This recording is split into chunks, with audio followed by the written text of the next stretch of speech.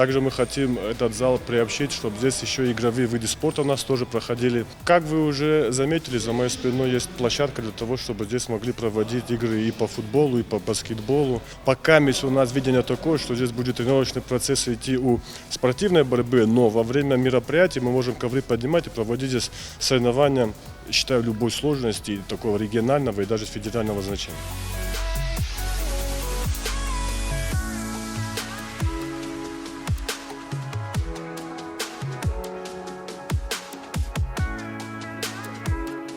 Залов сегодня есть у нас много групп, где очень много детей, которые не помещаются в те или иные залы. Этим залом мы разгружаем, скажем, эту проблему, поэтому сюда будут приходить дети, которые у нас сюда тренируются в других школах, но также я хочу, чтобы здесь были наборы новых детей, потому что вокруг этого объекта есть большие жилые дома, здесь тоже живут очень много детей, и поэтому наша задача будет и с этого района набрать детей, чтобы они рядом с домом могли спокойно посетить этот спортивный объект и заниматься спортом.